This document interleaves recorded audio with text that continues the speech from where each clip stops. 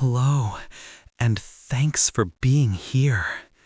I know you're listening to these stories to relax and fall asleep.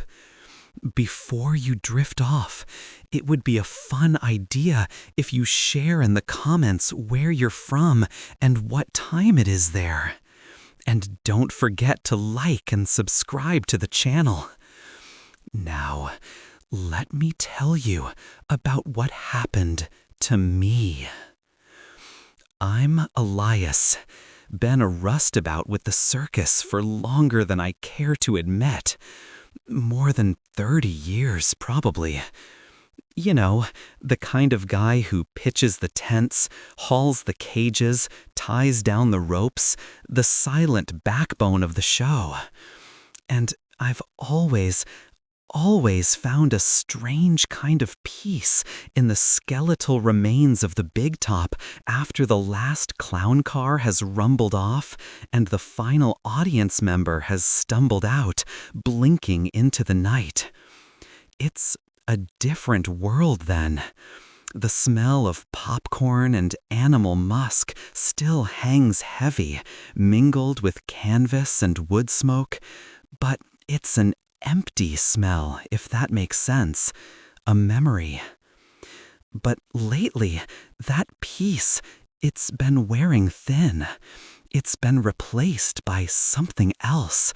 Something that crawls up my spine when I'm the last one in the tent, doing my final checks before dawn. I'm talking about the shadows. The way they stretch, unnaturally long, even in the faint glow of my work light. Like they're not just shadows anymore, but something else. Something that watches. And the canvas, it doesn't just billow with the wind. It sighs. Deep, shuddering breaths that aren't mine. I feel it in my chest. A low thrum, like a giant sleeping creature. My throat goes dry just thinking about it. I stand there, flashlight beam cutting through the dust, and I can feel eyes on me. Do you understand what I mean? It's not just a feeling of being alone. It's the distinct, unsettling sensation of being observed. And it's not from any living soul. I remember it clearly. This was in Wichita, I think, or maybe it was Topeka. The towns, they all blend together after a while, but the feeling, that's what sticks.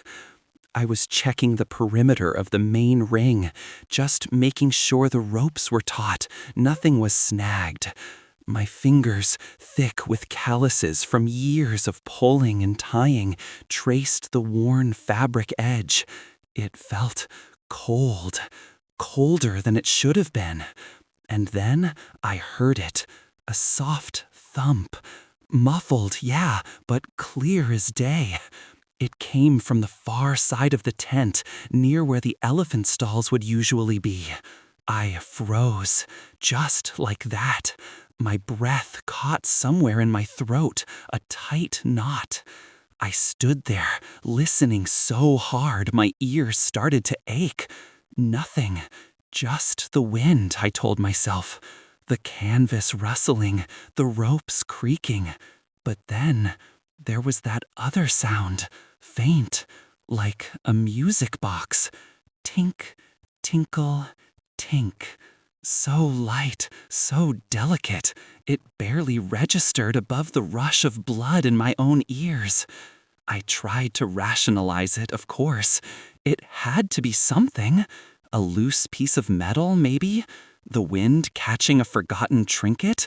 Anything but what my gut was screaming. My heart was hammering against my ribs, a trapped bird desperate to escape. I felt a cold sweat prickle the back of my neck, right where my hairline met my shirt collar. I tried to swallow, but my mouth was like cotton. This old circus, you see, it's got a past, a long one, over a century of performers, of strange acts, of lives lived, and sometimes lost beneath this very canvas. And in that moment, in that silence broken only by those impossible sounds, I felt like all of them were still here. Not just the living, not just the memories, but something else entirely. Something that wasn't content to just remember. The thing about working these late shifts, being the last one out, it's not just the dark. It's the way the dark plays tricks on your eyes. Or maybe it doesn't play tricks at all.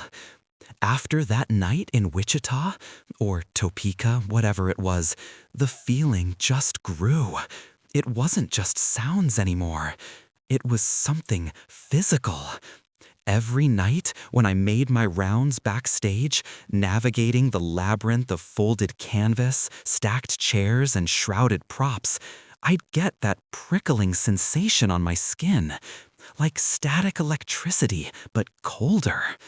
The equipment, swathed in tarps, would take on these disturbing shapes.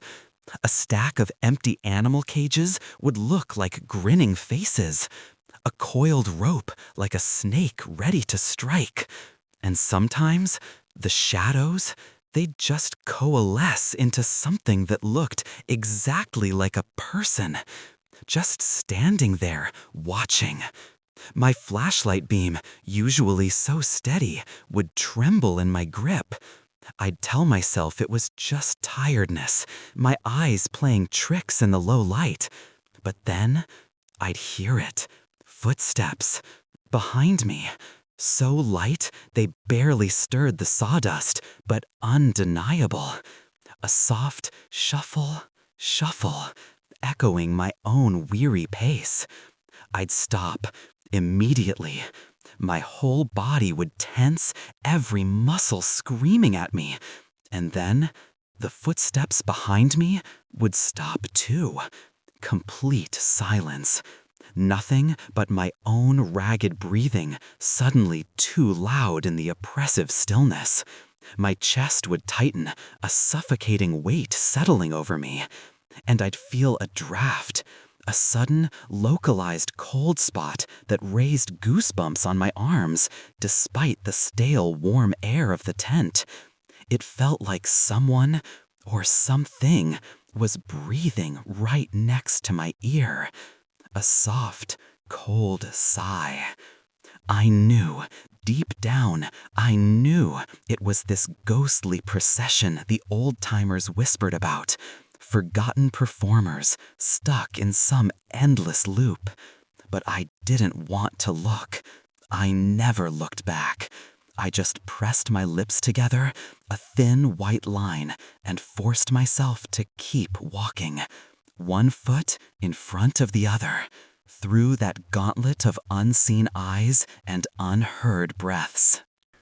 The whispers started subtly, little more than the wind playing tricks with the canvas. But they grew. They got clearer, sharper. And then, one night, it wasn't just a whisper anymore. It was voices, a whole chorus of them swirling around me like invisible bats in the big top. I was checking the main support cables, my flashlight clamped between my teeth, my hands raw from tightening turnbuckles. The air suddenly felt thick, heavy, like breathing through wet wool. And then I heard it. Not just a general murmur, but actual words, fragmented, broken. "Barnaby," one hissed, a reedy old woman's voice, like dry leaves scraping pavement. "Rosalind," another murmured, softer, almost mournful, like a ghost sighing. The names, they were old circus names, Names from posters yellowed with age. Names from the dusty old ledgers I'd occasionally glimpsed in the ringmaster's wagon. Forgotten acts. Performers whose pictures smiled out from sepia-toned photographs. I gripped the cable, my knuckles white, my heart a frantic drum against my ribs. My breathing became shallow, hitching in my throat. Then, the worst part. A voice, not one I'd heard before, deeper, colder than the others, seemed to draw itself out of the very air around me. It wasn't a whisper, it was a breathy hiss. Elias. My name. My name. It felt like a physical blow to the gut. My flashlight clattered to the sawdust, plunging me into near total darkness, save for the weak glow of my phone in my pocket. I snatched it out, the screen illuminating my face, showing me my own terror. My hands were shaking so hard I could barely hold it steady. They knew me. They weren't just general spirits haunting the tent. They were aware of me. My throat was so dry it felt like sandpaper. I could hear the whispers still, circling like vultures.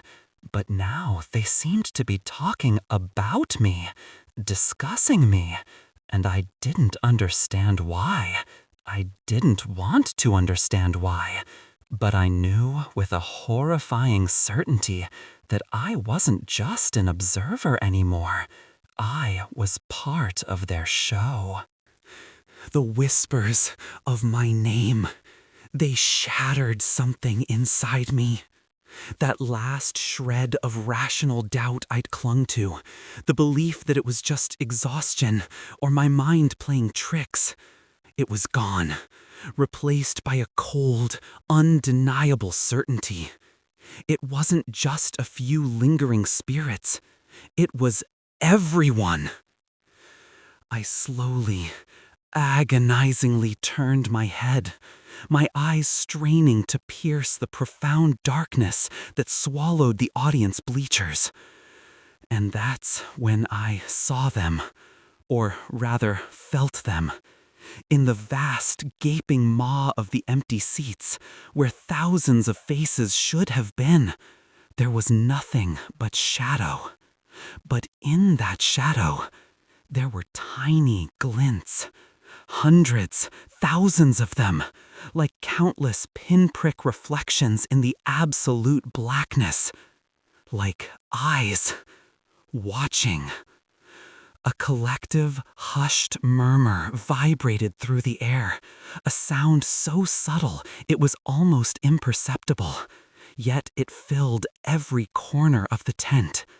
It was the sound of a vast audience, holding its breath, waiting. My blood ran cold. My whole body went numb, then prickled with 1,000 needles.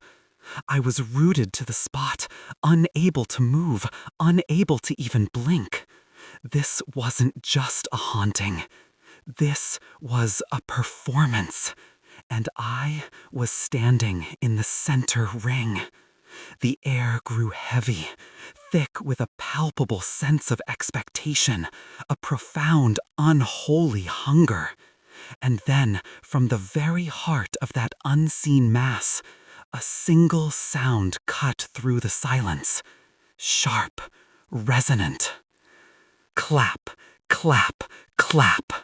A single pair of hands, slow and deliberate, echoing through the cavernous space. Each clap was like a hammer blow to my chest, followed by an unbearable, pregnant silence. They were waiting. For what, I didn't know, but I could feel their eyes on me, thousands of them, and I knew with every fiber of my being that I was trapped, the roustabout, the reluctant, terrified performer. And the show was just beginning. The sound, that single, horrifying clap, it just hung there in the stale, dust-heavy air, vibrating through every fiber of my being. It wasn't a welcoming clap. It was an invitation, no, a demand. And it echoed not just in the tent, but deep within my own chest. Each reverberation a dull, aching throb against my sternum. My blood ran colder than I ever thought possible, leaving a strange, heavy ache in my veins.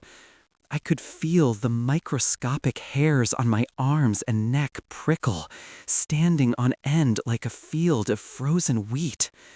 Every muscle in my body seized, locking me in place, a grotesque statue carved from pure terror. I couldn't move, couldn't even swallow the sudden acrid taste of bile that surged to the back of my throat. My eyes, wide and unblinking, tried to pierce the profound blackness of the bleachers, desperate to find a source, a single shape, anything that wasn't just eyes. But there was only the glinting void, an ocean of unseen observers, their collective gaze a physical weight pressing down on me. It was a tangible pressure, like being submerged in deep water. The silence around me now, a roaring in my ears, punctuated only by the frantic thump, thump, thump of my own heart. A drumbeat for a show I never signed up for. They were waiting for me to do something, to begin, and I had no idea what to do. My mind raced, scattering like startled birds, trying to grasp onto any shred of logic, any sliver of the world I knew. But there was nothing. Just this tent, this suffocating silence, and them. Then, just as the suffocating silence threatened to crush me completely, a single, impossibly precise beam of light, a cold, almost bluish white, cut through the absolute blackness from somewhere high above. It landed directly on me, pinning me in the center of the ring. The sudden illumination, instead of offering comfort, only intensified the horror. It made the surrounding darkness seem even deeper, more impenetrable, turning the distant bleachers into an endless, hungry maw. My shadow, long and distorted, stretched behind me, a monstrous parody of myself. I felt exposed, utterly vulnerable, like a specimen under a microscope. The light itself felt cold on my skin, raising goosebumps along my arms, despite the phantom warmth that still emanated from the thousands of eyes. It wasn't a comforting stage light, warm and inviting. It was sterile, accusatory, demanding. My gaze flickered to the ground around my worn boots, seeing every speck of dust, every threadbare patch on the canvas, in stark, hyper-real detail. It was the same dusty, forgotten floor I'd swept 100 times, but now, it felt like sacred ground, or perhaps a sacrificial altar. My chest tightened further, a physical knot of dread that made it hard to draw air into my lungs. I wanted to run, to scream, to bury my face in my hands and pretend this wasn't happening. But I couldn't. The light held me, an invisible, crushing weight.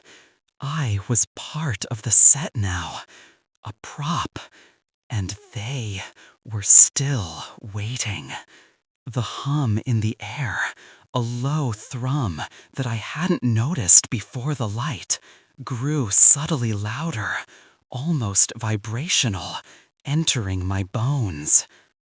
The hum intensified, vibrating through the soles of my boots, up my legs, and into my very teeth. And then, from the depths of those shadowed bleachers, the sound returned. Not a single clap this time, but a soft, delicate, almost crystalline pitter-patter. It started subtly, like a light rain beginning to fall on dry leaves. Then it swelled, rising in a terrifying crescendo. It was applause. Thousands of hands, countless unseen entities clapping. But it wasn't loud, not truly. It was a hushed, spectral sound, light as dust motes dancing in a sunbeam. Yet it filled the vast tent with an overwhelming presence. It wasn't a sound designed for human ears, I realized. It was a sound meant for the soul, a delicate, chilling symphony of anticipation. Each pitter-patter was like a tiny needle prickling my eardrums, sending shivers down my spine that had nothing to do with cold. My heart hammered now, a frantic drum solo against my ribs, desperate to break free. I could feel the air around me thicken, growing heavy with their collective energy, their hunger. It was like being caught in a silent storm, surrounded by an invisible yet profoundly palpable force. The small glints of light, those countless eyes in the darkness, seemed to flicker in unison with the spectral applause, a terrifying, silent wink from the abyss.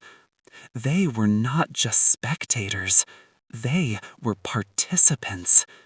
And their applause, it felt like a silent command, urging me forward, demanding I do something. But what? My mind was a blank, an empty stage where only panic played. I was trapped in their performance, their macabre theater, and the curtain had just gone up on the most terrifying act of my life. The spectral applause, having reached its chilling peak, slowly began to recede, fading back into the deep, profound silence that now felt even more menacing than before. My ears strained, trying to distinguish individual sounds within the receding echo, but there was nothing, just the persistent hum. And then, from the very heart of that impossibly deep, shifting shadow in the highest bleachers, a new sound began to coalesce. It wasn't a shout. It wasn't even a clear word at first. It was a murmur, low and resonant, like 1,000 hushed voices speaking as one, a collective sigh that seemed to sweep through the tent, rustling the forgotten banners overhead with a breath that wasn't wind. And then it focused. It sharpened. A single, ancient, almost melodic whisper, weaving itself into the very fabric of the air around me. It came from everywhere and nowhere, entering my mind more than my ears, yet I felt the vibration against my eardrums, a deep, unsettling resonance. Welcome, roustabout. The words were drawn out, ancient, each syllable weighted with the dust of ages, yet clear as a bell. My knees trembled, a sudden violent spasm that almost buckled me. This wasn't just a haunting. This was sentient. It had a voice, and it knew who I was. The casual intimacy of that address, roustabout, sent a fresh wave of nausea through me. It stripped away any pretense that I was just an accidental trespasser. No, I was expected. I was chosen. And the whisper, it held an undeniable authority, a terrifying patience that spoke of eons. My throat went bone dry again, rasping when I tried to swallow. My eyes darted around, searching frantically for the source, but the shadows were a perfect, impenetrable curtain. Just the voice, a voice that promised untold horrors, and yet held a strange, compelling beauty. The whisper hung in the air, echoing in the hollows of my skull, chilling me to the bone. My breath hitched in my throat, each gasp a painful, ragged sound that felt far too loud in the sudden, profound quiet. I could feel the blood pounding in my temples, a frantic rhythm against the ancient, patient hum of the tent. My hands, despite my will, had clenched into tight, white-knuckled fists at my sides, my fingernails digging painfully into my palms. My entire body was vibrating, a finely tuned instrument of dread. I was just waiting for the inevitable. And it came. The ancient whisper, now sharper, more defined, cut through the oppressive silence, each word a direct strike to my core. Perform, roustabout, dance for us. The command was simple, stark, unyielding. And with the command, I felt it, a subtle, undeniable pull on my limbs, a phantom string tugging at my muscles, urging me to move. It wasn't just a suggestion, it was a physical imposition, a ghostly hand reaching into my very being and trying to manipulate me like a puppet. My legs, still trembling uncontrollably, suddenly felt an unnatural lightness, an urge to lift, to step, to obey. A primal scream clawed at the back of my throat, but it died there, choked by the sheer, overwhelming power of their will. I didn't want to move. I couldn't. couldn't move, not truly, not of my own volition. Yet my right foot began to lift, slowly, agonizingly, against every instinct I possessed. A faint, almost imperceptible red glow began to emanate from the very center of the ring beneath my worn boots, a pulsating, hellish heartbeat against the cold canvas. The show had truly begun, and I was the unwilling star. My eyes, still wide and fixed on the glinting abyss, filled with a desperate, unshed tear. I was dancing. I was their puppet. That whole performance in the tent, it feels like a lifetime ago now. Or maybe it was just last month. The dates blur, you know? The kind of thing that splinters your memory into sharp, jagged pieces you try not to touch. I left that damned show, or what was left of it anyway, the moment the sun touched the horizon.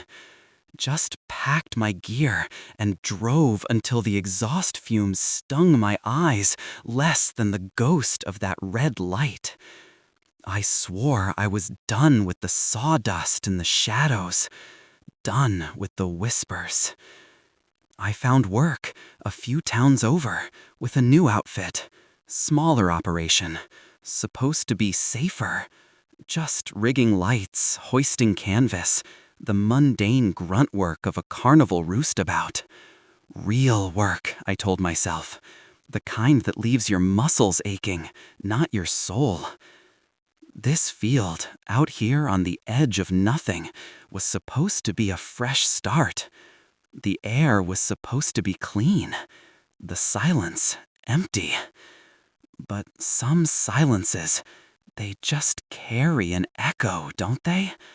A resonance from another time, another place. Tonight, the setting sun was painting the sky in grim shades of purple and gray, and a chill had already settled deep in my bones. I was just finishing up, securing the guy ropes for the main tent, my headlamp cutting a solitary swath through the deepening gloom. The earth beneath my boots was freshly churned, rich and damp, smelling of loam and something else. Something faint, metallic, like old pennies. And then I saw it. Tucked into the loose soil, almost entirely hidden, was this thing. My heart gave a sudden painful lurch, a familiar thrum of dread vibrating through my ribs. I stopped. My breath hitched. It was small, no bigger than my thumb, really. A miniature wooden bird, carved with exquisite detail, its tiny eyes chipped and hollow. And it was painted crimson. A deep, unsettling shade of red, the kind that reminded me of other things. The kind that always seemed to glow just a little too brightly in the dim light. It wasn't just old, it felt ancient.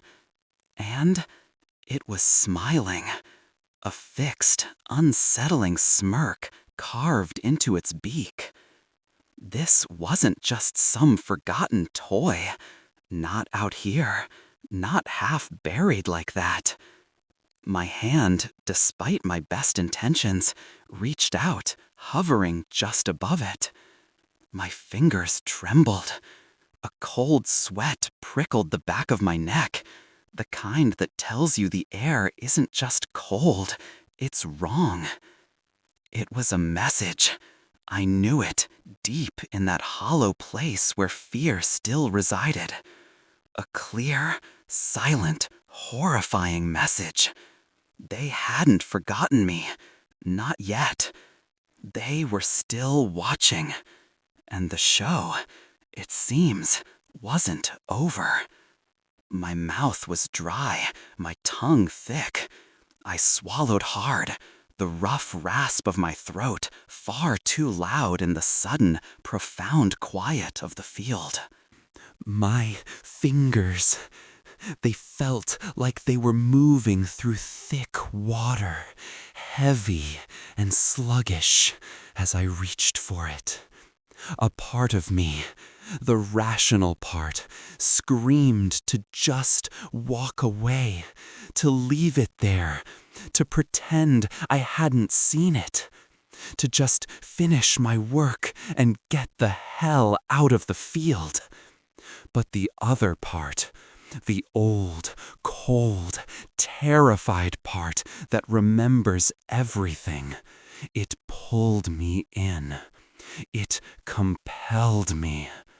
My fingertips, calloused from years of canvas and rope, finally brushed against the cold, smooth wood. It was surprisingly heavy for its size, almost dense, as if infused with something more than just carved timber. The crimson paint, though faded in places, still held that eerie glow, that unnatural vibrancy that always seemed to hum just below the surface.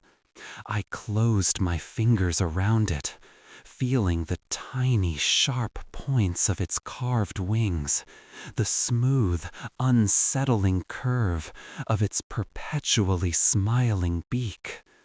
My palm prickled, not with splinters, but with a different kind of sensation, a low thrum, like a barely perceptible vibration that settled deep into the bones of my hand. It wasn't warm, but it wasn't exactly cold either. It was present, almost alive. I lifted it from the soil, the disturbed earth clinging to its underside like tiny dark crumbs. My eyes, despite the dim light, fixated on that smile. It seemed wider now, more knowing, as if it had been waiting for me, waiting for this moment. My throat was a desert, and I tried to swallow again, but there was nothing there. Just a dry, desperate gasp. I turned the little bird over in my fingers, my thumb tracing the worn lines of its ancient form. It was a carving I knew, a style I remembered, though I couldn't place when or where exactly.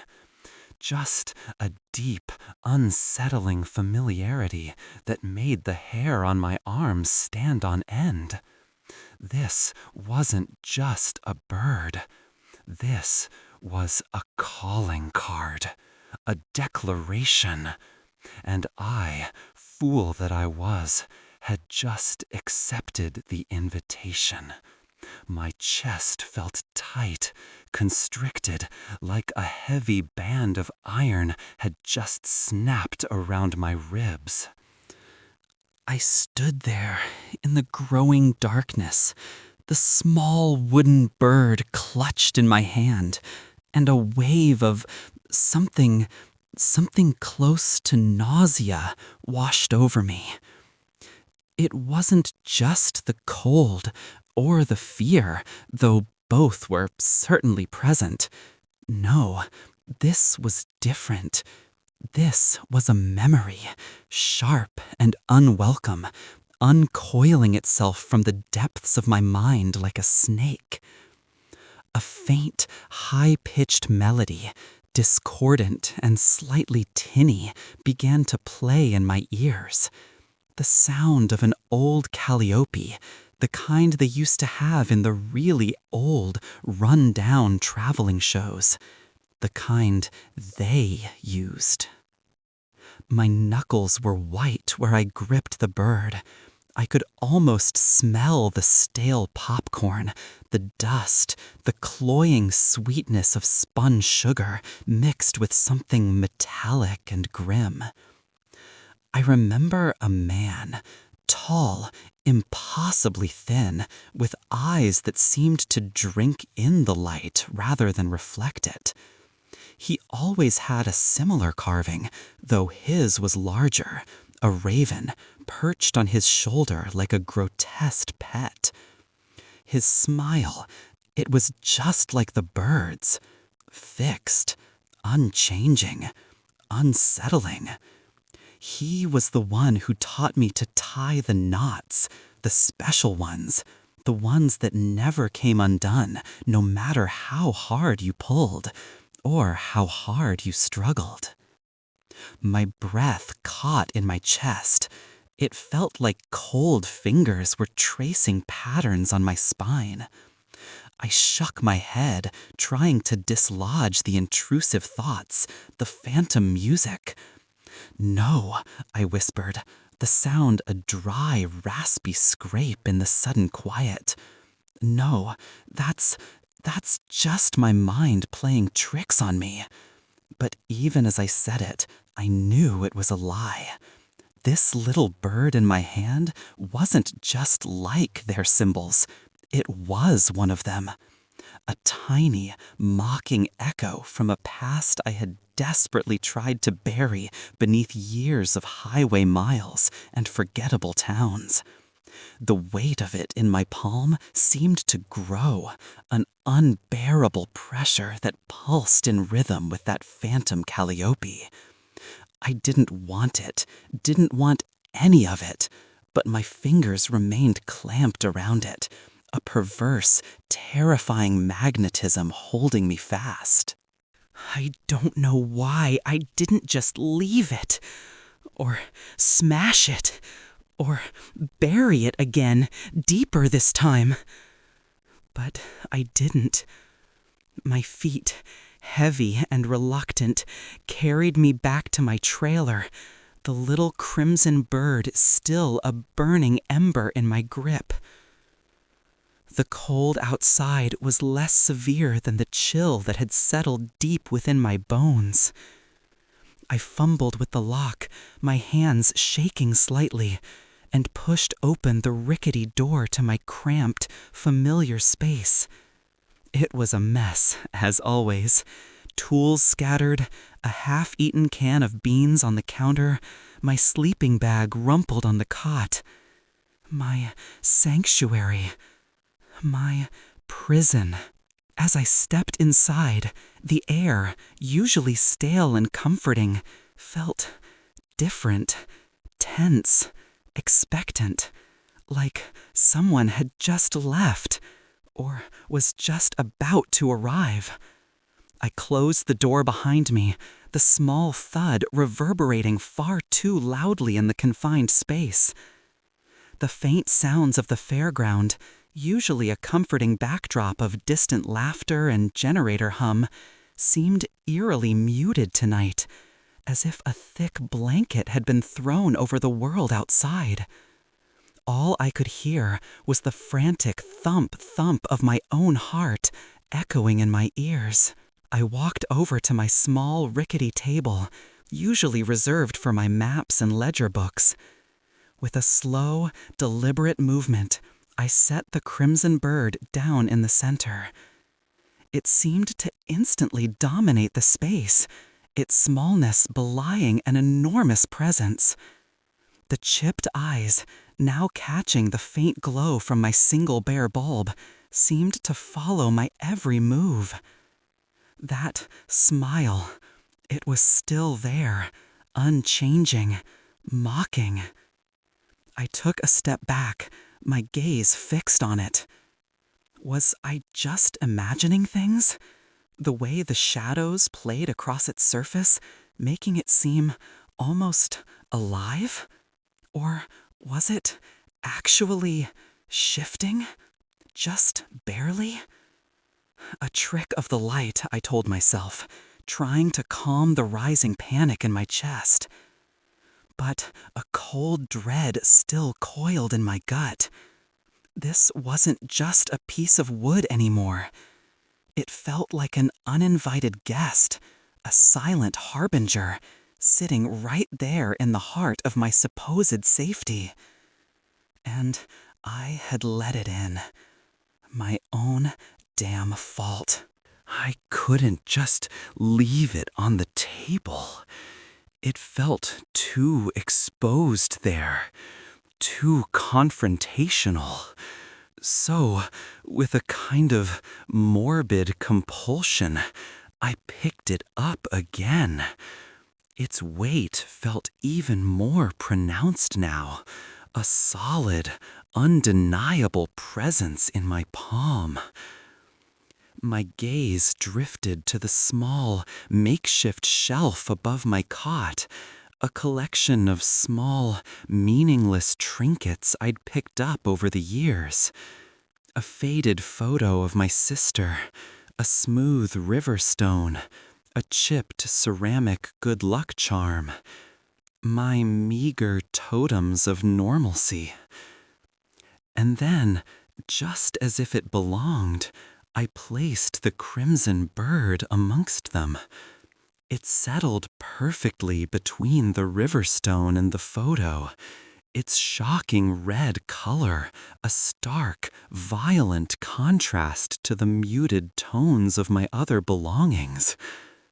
It looked right, too right, like it had always been meant to be there, waiting for this empty spot to be filled. A sentinel. My heart gave a heavy thump, a low, dull ache spreading through my chest. I tried to rationalize it, of course.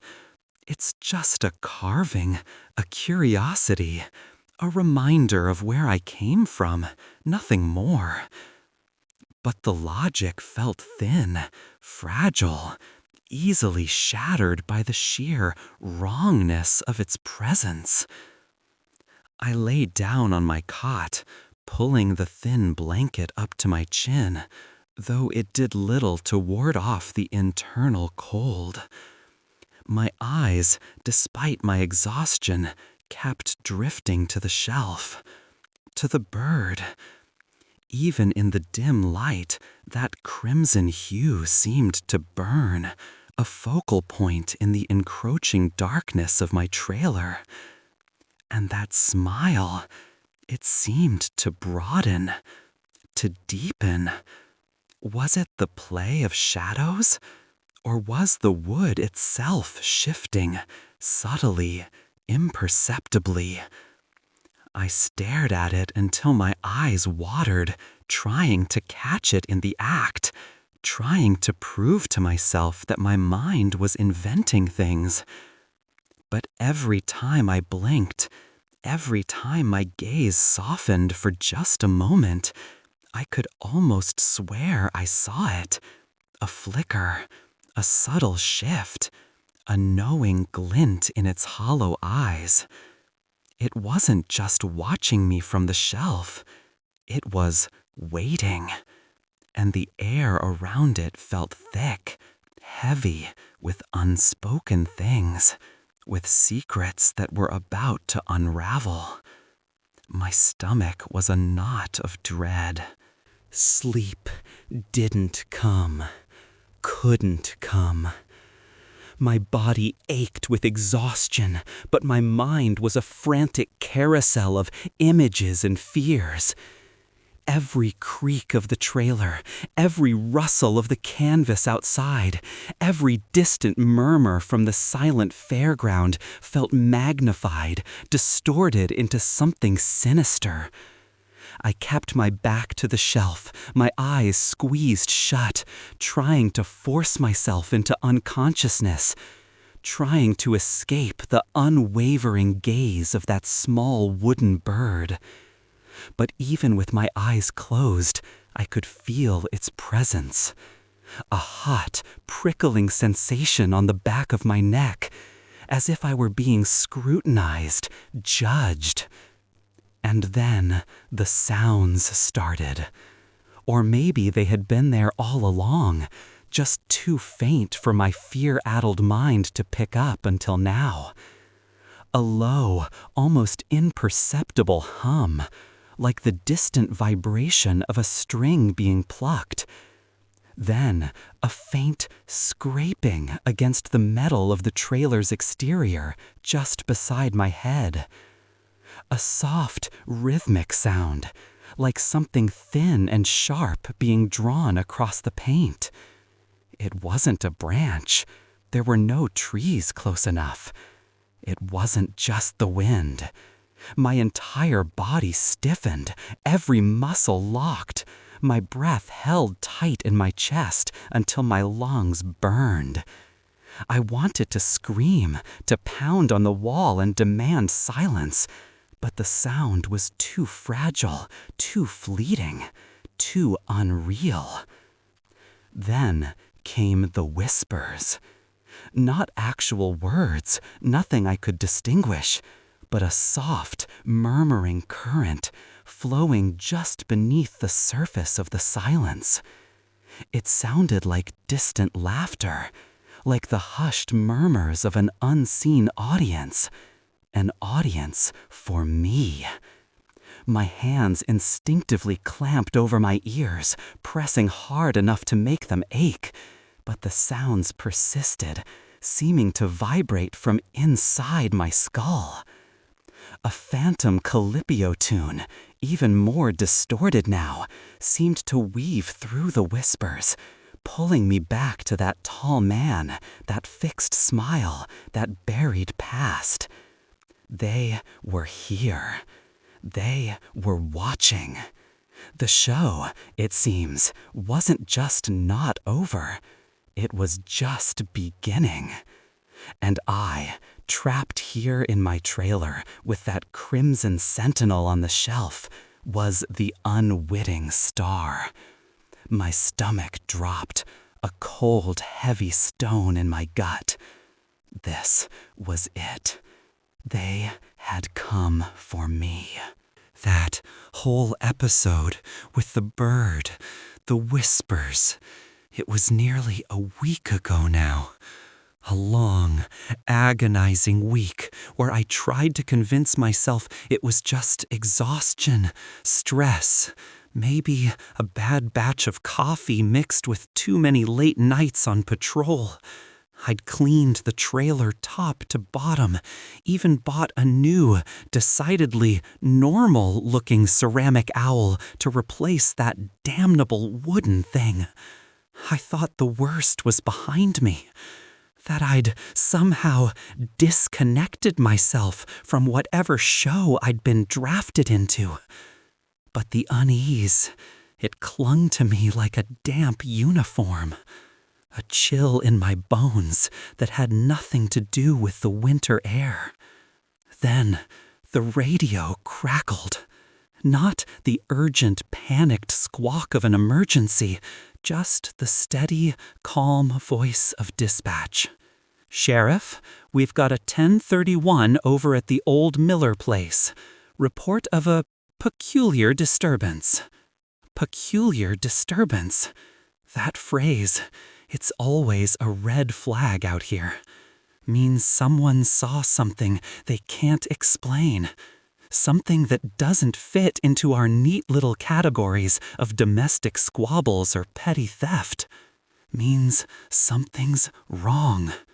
My gut tightened immediately, that familiar cold knot twisting deep in my stomach.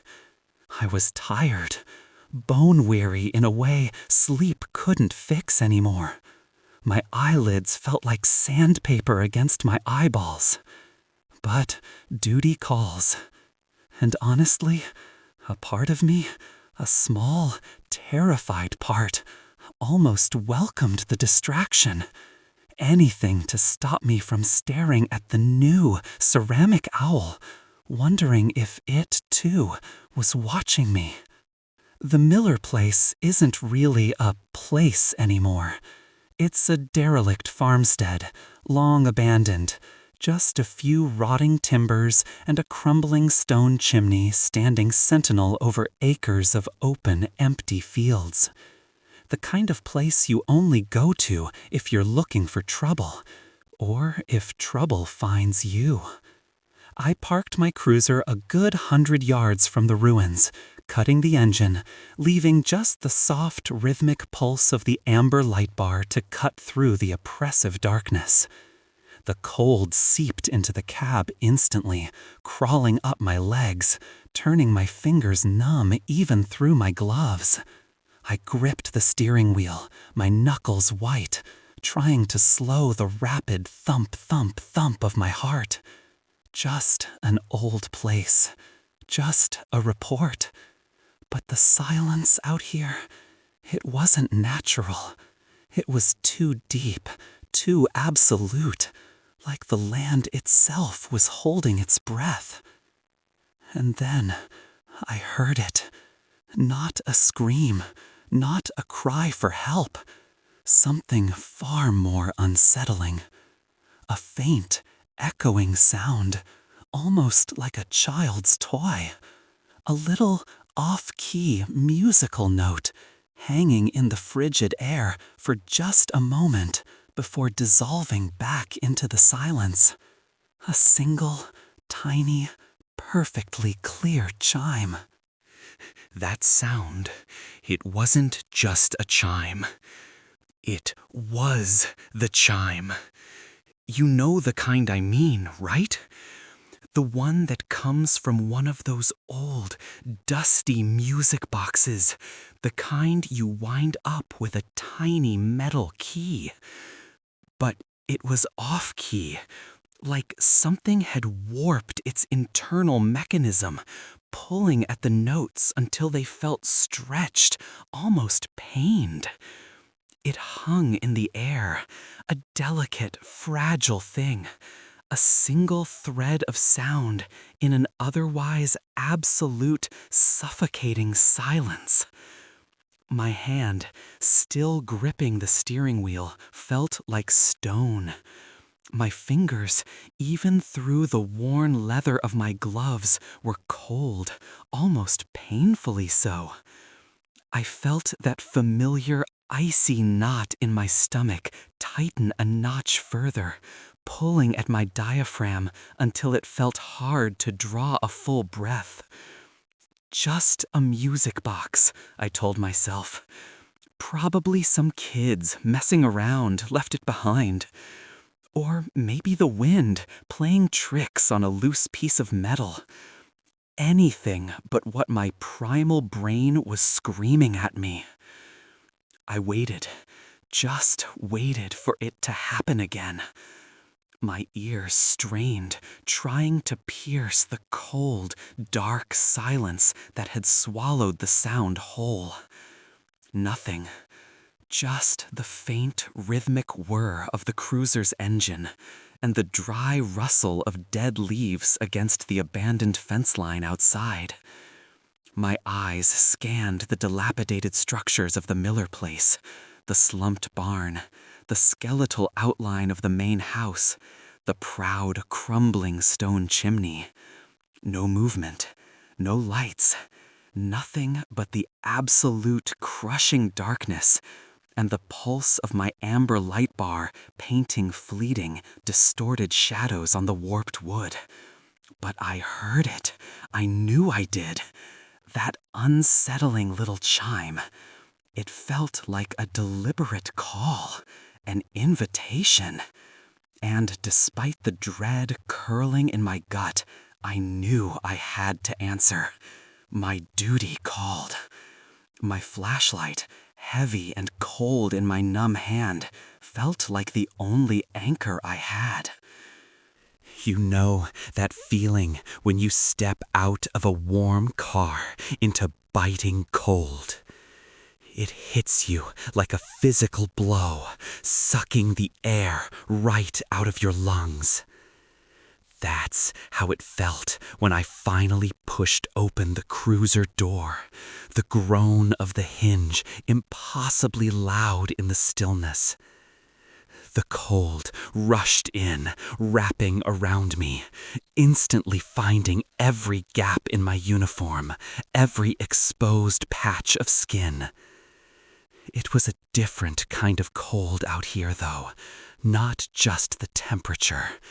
It was a heavy cold, one that seemed to press down on everything, even the sound. My boots crunched loudly on the frozen earth as I started walking, each step reverberating in the unnatural quiet. My flashlight beam, a brilliant white spear, cut through the impenetrable darkness, revealing jagged shadows and ghost-like outlines of dead weeds and forgotten machinery. Every breath I took turned into a plume of mist, curling away from my face like some frightened spirit. I kept my eyes on the ruins, constantly scanning, trying to make sense of the fragmented shapes, trying to see something, anything that might explain the sound. But there was nothing. Just the stark, brutal reality of abandonment. I took slow, deliberate steps, my ears pricked, listening for any repetition of that peculiar chime, any whisper, any creak. My hand, clutching the flashlight, was starting to ache from the tension. My heart hammered against my ribs, a frantic, caged animal desperate for release. The air smelled like frozen earth and something else, something faintly metallic, almost like old dried blood.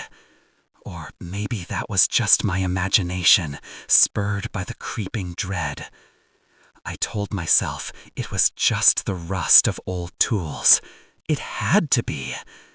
But the hair on the back of my neck was standing on end, a primal warning system screaming at me to turn back, to get back to the relative safety of my vehicle. I didn't. I couldn't. The Miller place was waiting, and I was walking right into it. The closer I got, the more the structures revealed themselves, not as solid buildings, but as skeletal remains.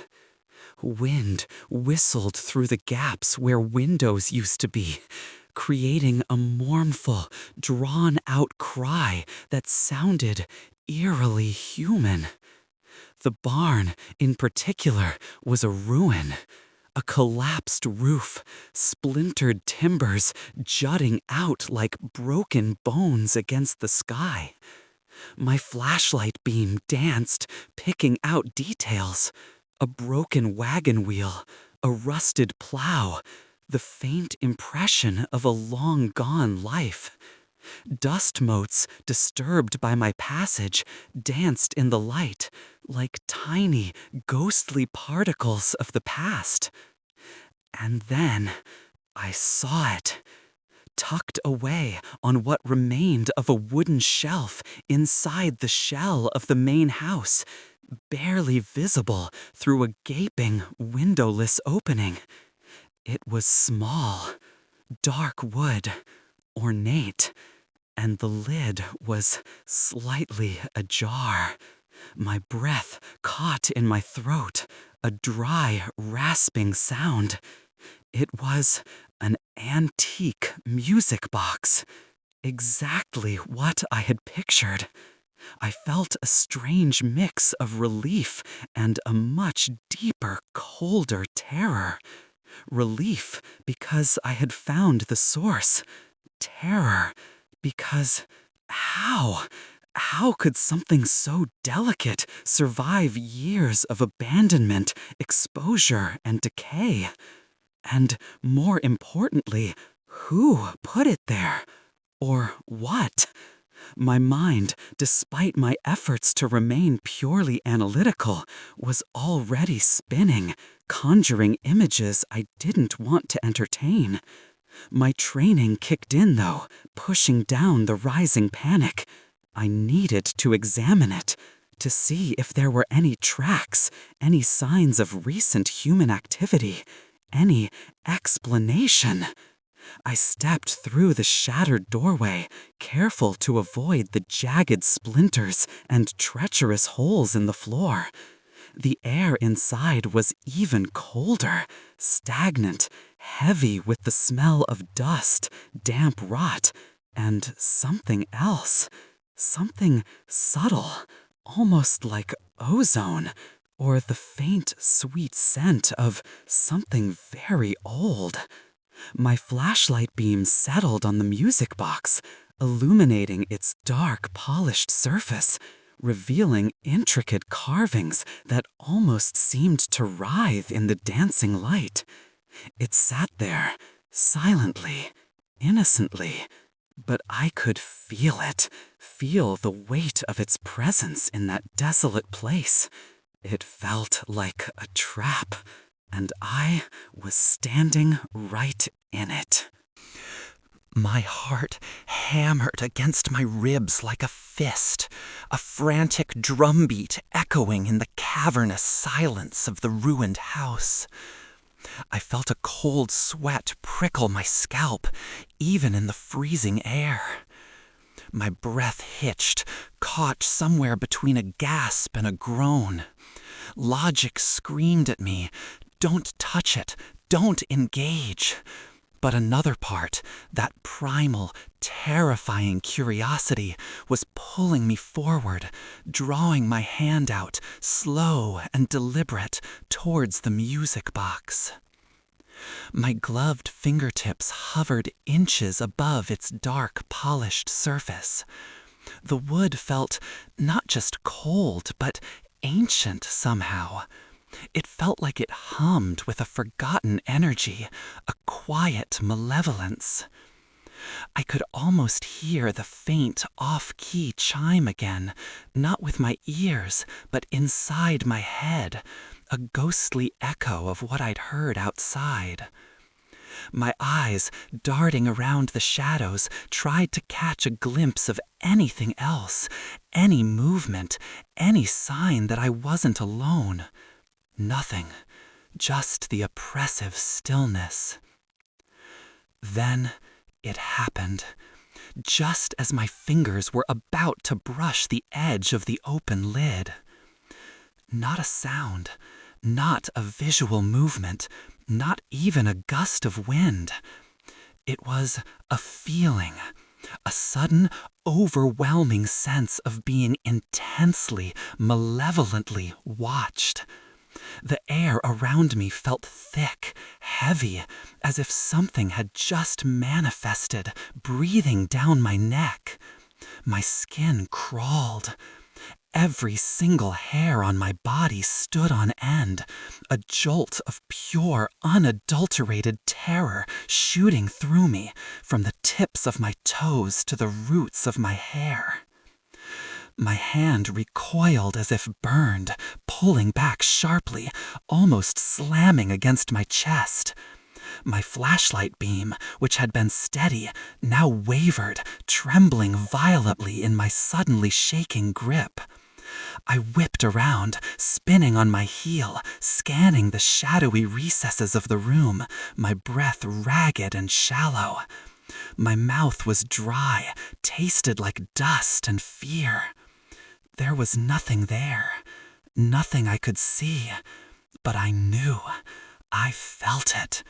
I was not alone, and whatever was watching me, it wasn't human. The Miller place was far more than just abandoned.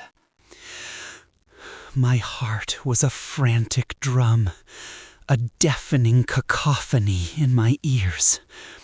My lungs burned, desperate for air, but I couldn't seem to draw a full breath. My vision tunneled, the edges of my sight blurring, focusing only on the stark, terrifying reality of the shadows. I swept the flashlight beam around a room again, faster this time, frantic, searching for any reflection, any glint of an eye, any outline that shouldn't be there. The beam sliced through the darkness, illuminating cobweb-draped corners, crumbling plaster, the ghost of a wallpaper pattern. Nothing.